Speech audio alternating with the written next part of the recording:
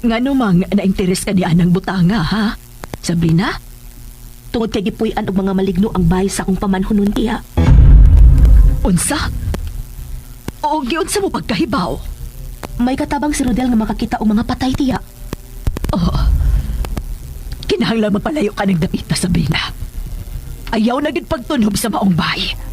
Tiya Mila, Kung may mga nag-uyo nga dili sama ka nato sa usa ka dakong bahay, nagpasabot kini nga itom ang sugilanon sa maong bahay. Gihimo kining taguanan sa mga demonyo. tiya, Ayaw pagtuo sa imo makita. Kaya ang mga kalihukan sa kangit-ngit, dili makita sa ordinaryong mga mata. Sa limbungan kini sa mga butang nga may koneksyon kanimo, nga gimaniobra sa tinuod nga dagway sa mga demonyo. tiya. Nanindog pa nang akong balibo sa imong mga kitanulti. Ang kamatuoran na sakit og dili hapit matungtad. Apan kun imo kining masabtan, ikaw na ang mahimong pinili. Tiya, laom ragit kaayo ng imong sinultihan. Sabrina, paminaw na ko. Palayo na lang sa maong bahay. Palayo sa imong pamanhunon. Tiya, Kalimti si Rodel. dili ko makahimo na tiya. Mahal ko si Rodel ug andam kong sakripisyo para niya. Kung mao ka na, wa ka mahadlok sa akong pasinaan. Tiya, tabangi lang ko. Kung unsaon sa pagtabang o sa pag-atubang ang mga espiritu sa kangit-ngit nga imong giingon. Hugot nga pagtuo sa Ginoo. Mao lang din ang mahimo mo. Og palayo sa maong dapit. Kinahanglang ako nang kumbensihon si Rodel sa pagpalayo sa maong dapit. Uban sa iyang inahan. Oh, inahan? Oo, tiya. Pero siya ang usa sa dako kong problema. Nga naman. Dili siya gusto nga malayo niya ang iyang anak. Ug mao ka ng among problema ni Rodel. Lisod kontrahon ang mga ugangan, Sabrina. Tiya, Usa lang tabutang nga maayo mong buhaton karon. unsa man tiya? Akig buwag niya ng Rodel.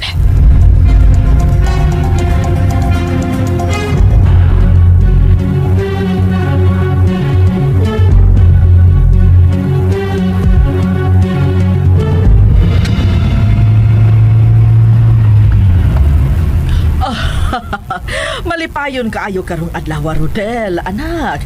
Tuwid ngay, makauli ka na yun sa ato. Ma, gusto kong mularga sa syudad. Mag-unsa man ka sa syudad. Kuhaon ko si Sabrina.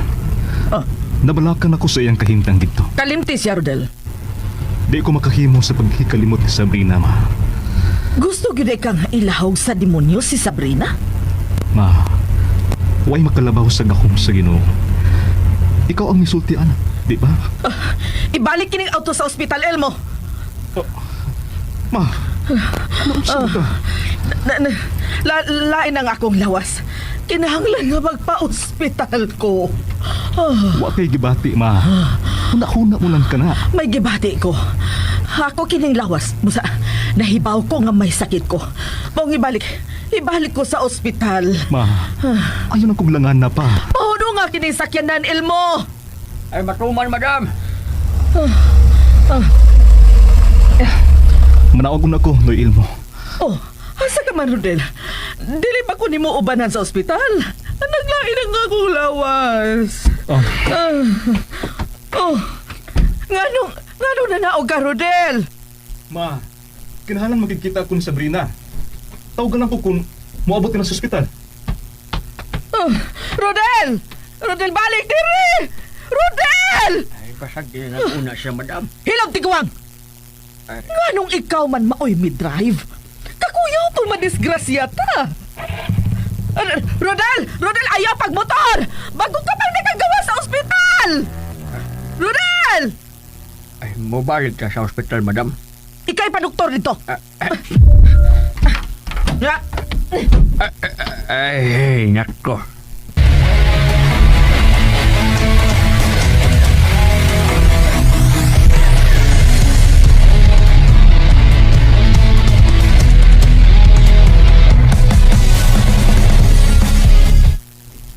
Annalisa? Annalisa? Manoy, nauli lagi ka. Tuwa na sa bahay si Madam Mercy. kinahanglan sabta. Uwa na ka ako yung makita dito sa karaang bahay, Noy.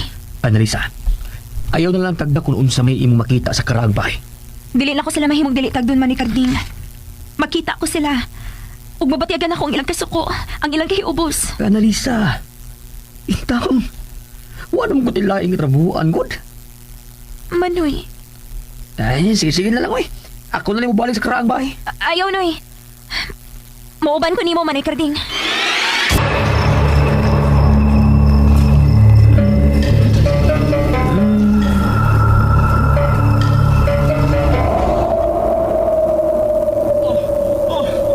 Sabrina! Rodel! Tabang! Rodel! Rodel! Dili! Rodel! Rodel! Rodel!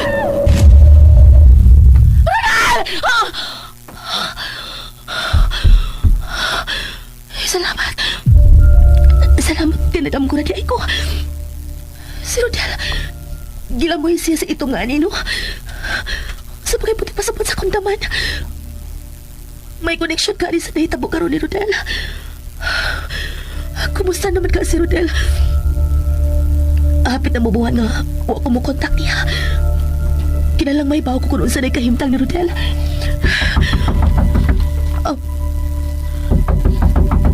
Sabrina!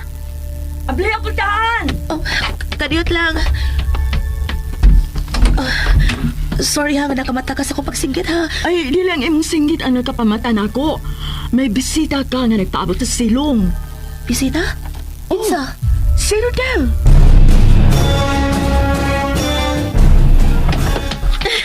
Rodel! Sabrina! Sabrina! Rodel, kumusta na ka? Okay na ko. Nakalaban ako sa krisis. Huwag nga tong kasal mo atong atubangon karon. Dili ko magpakasal mo sa inyo. Kung gusto ka nga mahimo ko nimong asawa, andit ta sa syudad magpakasal. Okay. O niya ang imong inahan. Di siya makababag sa atong kaminiwan. Dili nimo siya patambungon sa atong kasal. Kung siyang nakaingon nga, wa may na ng atong kasal. Dili na to siya patambungon sa atong kasal sa huwes. Huwes? Ayaw ka balaka. Human sa huwes. May munatang magpakasal sa simbahan. Ang importante nga, magapos na ta sa kami niyoon. Sa dili pa ta mo atubang og balik sa akong inahan. Rodel.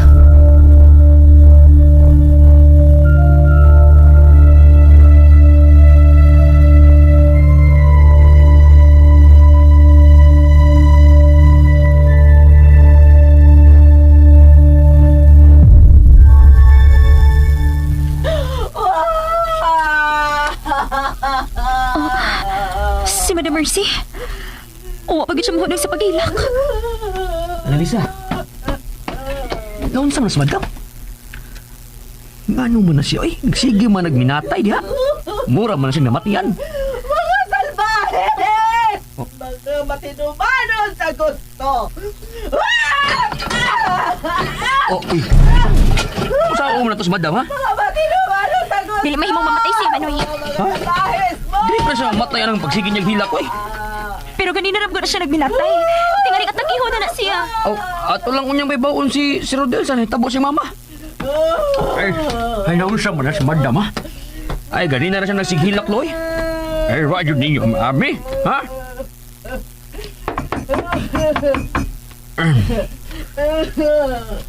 Ay, madam! Ay, nga nung nagsige magaghilak, madam! Padre Ramon! Padre Ramon! Ay, ay, Ko! ay. Padre Ramon! Ay, dili man ko si Padre Ramon, madam. Padre Ramon! Patay na lagi tao si Padre Ramon, madam, oy. Madam nga na naghilakman ka. Ako? Naghilak? Putol, madam, oy. Ganina na ka nagsighilak. Mura kang namatian. Kaya namatian man bitaw ko. Unsa? Oy. Kinsa man ang namatay, madam? Namatian kong anak. Uy. Patay na lang akong anak! Patay na si Sir Rodel?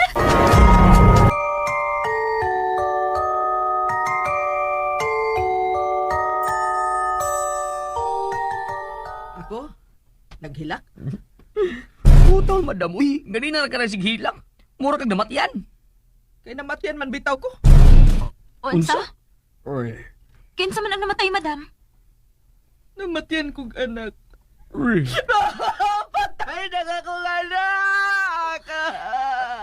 Patay na si Sir Rodel? er, May nanawag ba ni mo, madam? Nagpaibaw ni mo nga namatay si Sir Rodel? unsa man yun ang tabo, madam? Ay ba, sinisgasan sa si Rodel. Dalang motor na ba to? Madam, sultihimi! Sultihimi ko naman siya si Sir Rodel! Patay na siya para nako. Kay matinumanon man siya siyang gusto.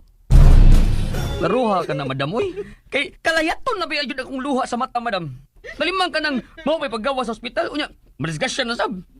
Saan man yun ang kasiya sa malas, oy? Patay na si Rodel para nako. Kay mas gipili niya ang babae. Mas gipili niya ang babae. Wala ko'y bili nga pagkainahan sa akong anak. Biyaan ang ko niya tungod lang sa babae. Aamin ako na disgrasya kita, Sir Rodel. Ay, taon na, madam. Unsay sudan. Ako, madam. Adobong baboy nga pinalagtob. Anya, isdang sinugba og let ang manok. Na sige. Andama ng lamisa kay mukaon nako. Dali na, Analisa. Aga ka ko paingon sa kananan kay sakit ang akong tuhod. Sige, madam. Gunit lang sa akong abaga. Agay. Hala, no.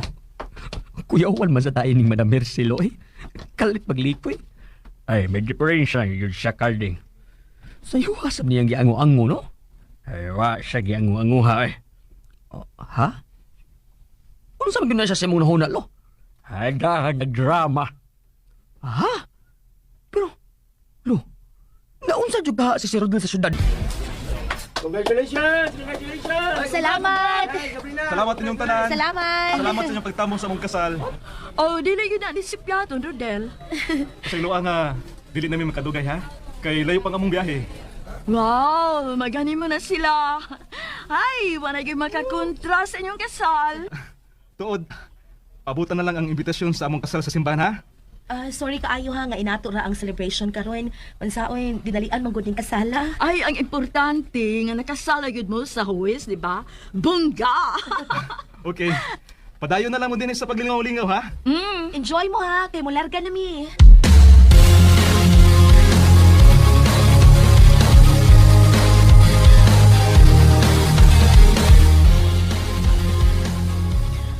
Ang akong kape, Analisa, ihatod sa kayda. Madam. Yun na. Unsa man ka? Wala ka makakita og maligno? Wa naman, madam. Kung mao ka na, si Sabrina gyud ay ang nagdag kaguliyang ni ining akong bay. Tingali, madam. Sige na. Ang kape.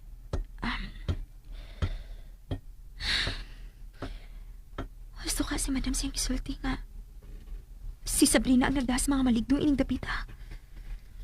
Alisa, talipiyuhan naman mo ang kwarto sa taas, no? Ha? Anong sigam na yung mong matang nga nagtanaw ni madam nga naas kayda? Uy, Alisa, kurog na sabka. Noong saram sa kaya, ha? Manoy! Manoy! Naas kayo na. Oh, pinabit sa kayda si Madam Mercy. May kauban siya, Noy. Ha? Kinsay kauban niya? Si Adela. Madam? Niyan ako, madam? Naibaw na ka sa ibong buhaton sa pagduol nako, di ba? Hiluta ang akong abaga. Haay mga bagaha, madam. Ang tuon akong abaga kay kalit man nga mibugat. Sabot. Ang walang ni mong abaga akong hinuto, madam. Ano magbuot man ka? Kunahing abagaha ang ako ipahilot nimo. Ang akong tuong abaga man ang sakit ug bugat kayo.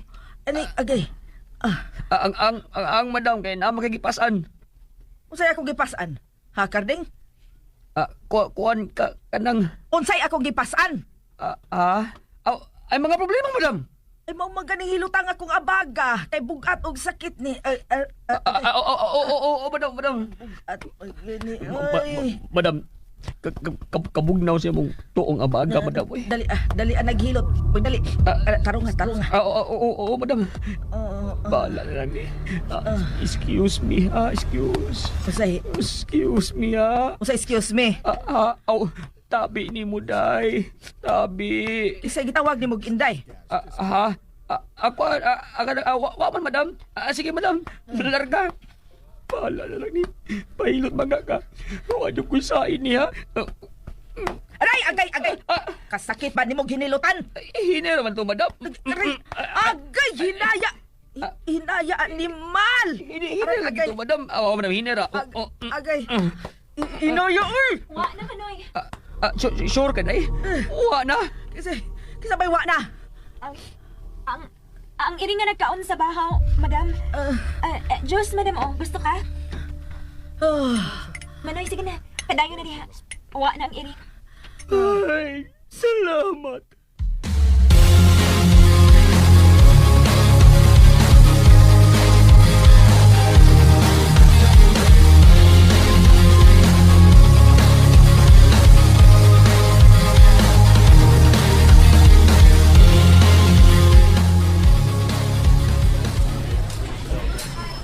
Dili ka magwala ang imong inahan kung may paho siya nga.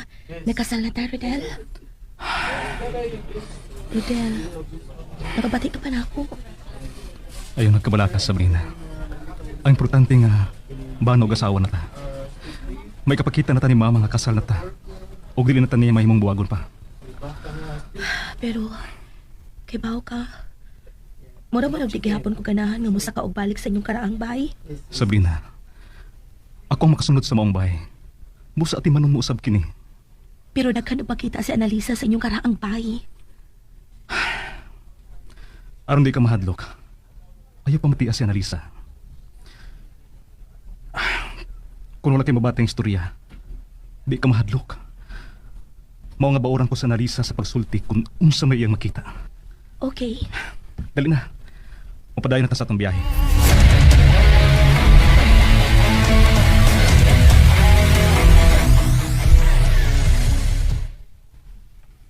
Ay, salamat nga. Nakurahon na si madam sa pagsuot siyang kwarto. Annalisa, kuan ba? Unsa magyunaong ni Adil nga imong nakita? Looy kaayo siya, Manoy. May pahak ang iyang o. Og nabulit sa dugo ang iyang naong. Unsa? Unya, ang iyang usa ka mata. Gusto na. Ayaw na naglawsa. Ayaw na nagkusulti sa yung nakita na ayaw na taon. Wala, tarawan na Lisa. Kinsa na napadung din eh. Sila ka na. Si Sir Rodel og Ma'am Sabrina. Dili. Maayong hapon, Carding. Annalisa. Ma'am, nganong nibalik ka? Huwag ka mabalik. That's why we're running against cervical cancer. At the first cervical cancer elimination run, hundreds gathered at Farkle Mall as a united step for women's health. It was a run for awareness, prevention, and action. More than a race, it was a call to get informed, screened, and vaccinated against this disease. Cervical cancer is the second most frequent cancer in women in the Philippines. Everyone came through to run to protect our sisters, daughters, and friends. We all ran for a cervical cancer-free Philippines. Get to know HPV. Talk to your doctor. Take charge of your health. Together, we support the global 90-70-90 target. 90% vaccination, 70% screening, and 90% treatment access. Awareness is rising, and so is it. Protect yourself and your loved ones. Dahil ang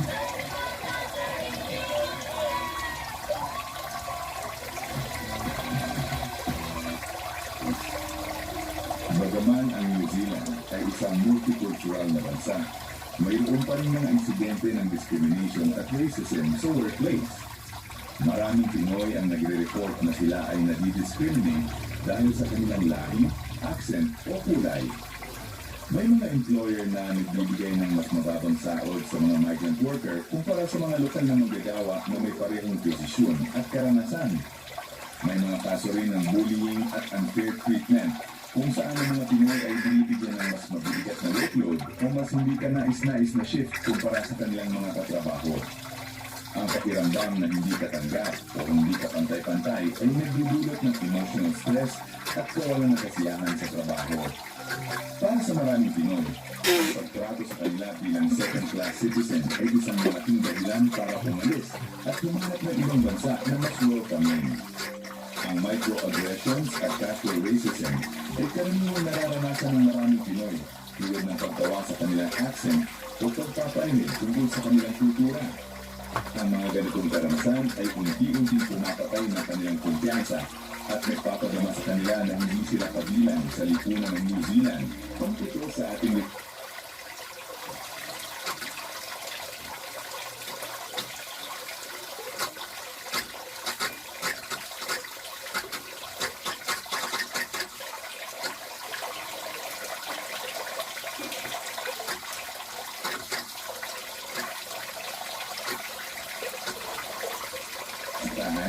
mas magandang oportunidad sa ibang bansa. Ngayon, maraming bansa ang nag-o-offer ng mas magagandang oportunidad para sa mga Pinoy. Ang Australia, Canada at United Kingdom ay may mas mataas na sahod, mas mabilis na path to citizenship at mas magandang benefits. Halimbawa, ang sahod sa Australia para sa mga skilled workers ay mas mataas kumpara sa New Zealand at ang cost of living ay halos pareho lang. Ang minimum wage sa Australia ay nasa AUD 23.23 bawat oras na mas mataas kaysa sa New Zealand. Ang Canada naman ay may mas madaling immigration process at mas magandang support system para sa mga newcomers. Kaya maraming Pinoy ang nagde-decide na lumipat na lang sa mga bansang ito kaysa mag-stay sa New Zealand. Ang paghahanap ng greener pastures ay nagtutulak sa marami na iwanan ang New Zealand para sa mas magandang future. Bukod dito, ang United Kingdom ay nag-o-offer ng mas maikling path to citizenship, 5 hanggang 6 na taon lamang kumpara sa New Zealand na maaaring abutin ng 5 hanggang 8 taon. Ang mas mabilis na proseso at mas mataas na sahod ay mga pangunahing dahilan kung bakit maraming Pinoy ang lumilipat sa mga bansang ito pamilyo sa ating listahan, pagbabago sa work-life balance at mental health. Kaya ng marami, ang New Zealand ay may magandang work-life balance. Ngunit para sa maraming Pinoy, lalo na sa mga nasa healthcare katulad ko ng mga nakarang taon at pati yung mga construction industry, ang trabaho ay napakahirap at napaka-stressful. Ang mga shift ay mahahaba at ang workload ay mabigat. Dahil sa kakulangan ng mga healthcare worker, maraming Pinoy nurse ang napipilitan mag-overtime at mag-double shift. Hi guys! Iba na alaw na.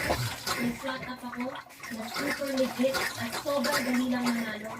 I-download mo lang. May 50 piso ka agad. Mag-deposit ng 100 piso. Boom! May 2,058 piso bonus pa. Plus 38 beses Super Ace multiplier. Cash out, seconds lang bayad Gcash. Walang limit, walang hassle. Pero limited lang ang redemption code. It's promo, today lang. Kaya hurry! Download now. Live today. Love you.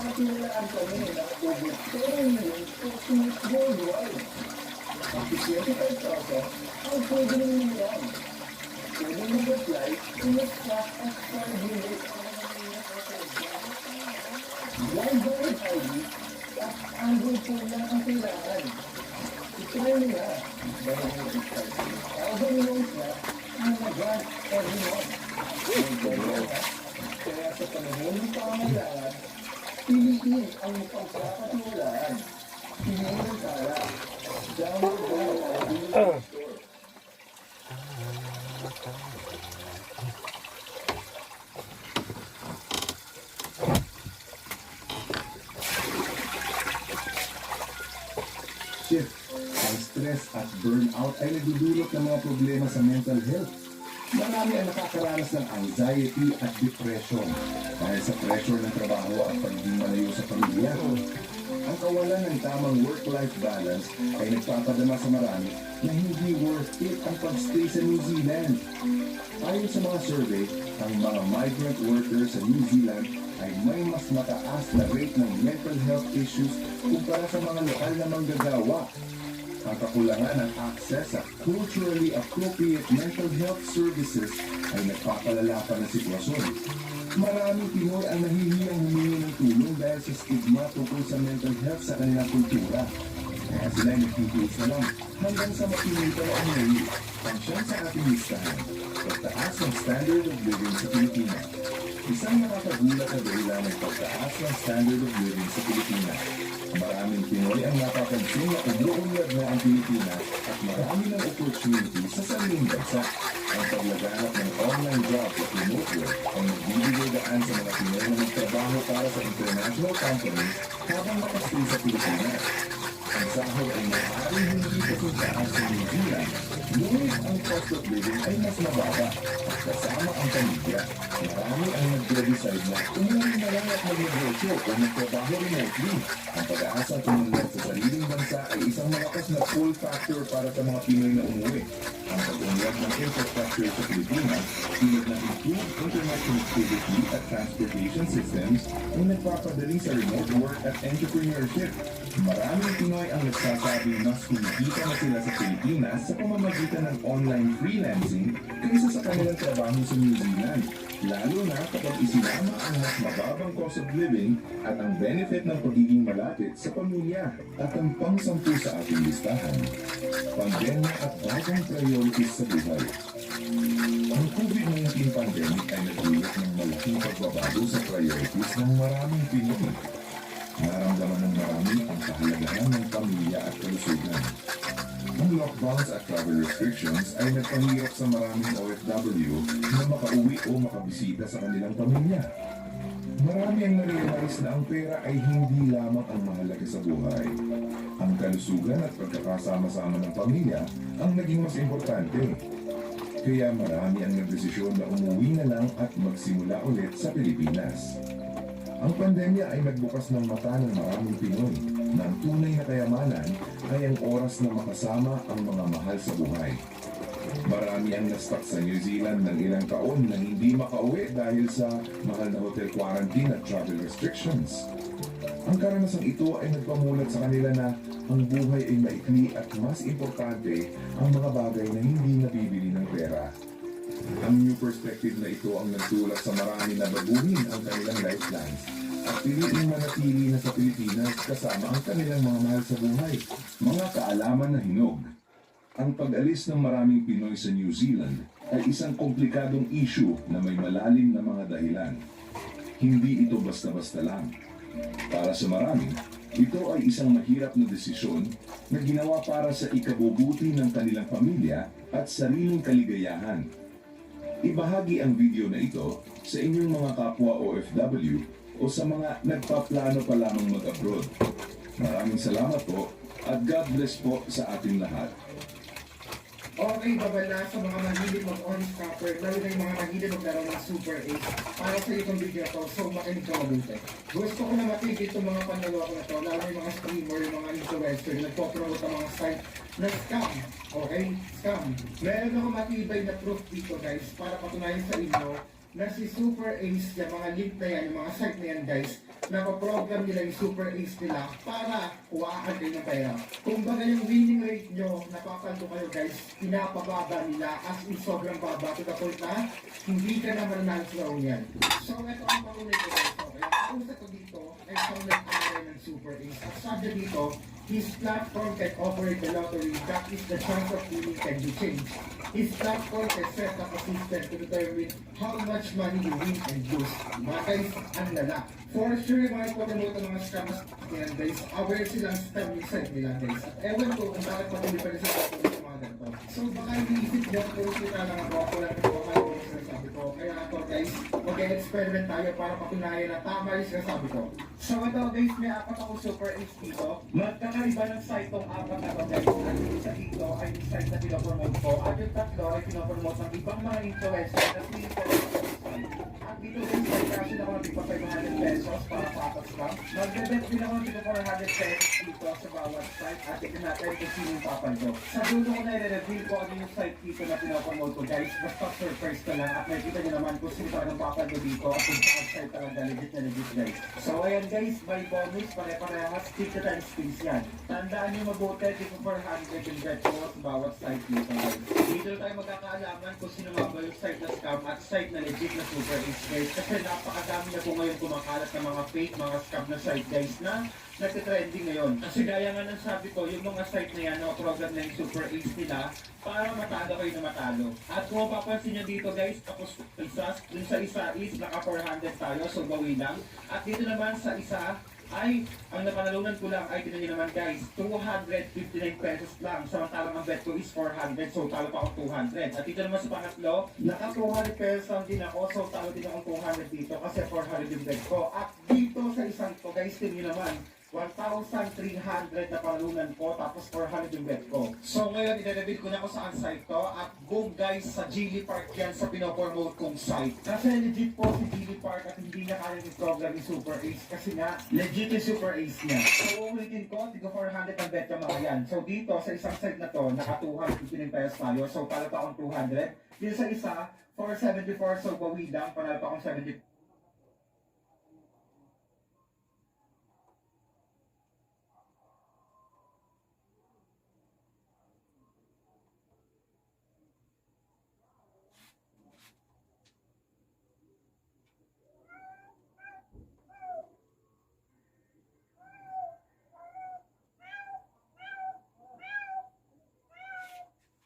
Grabe tong bagong app na AI888.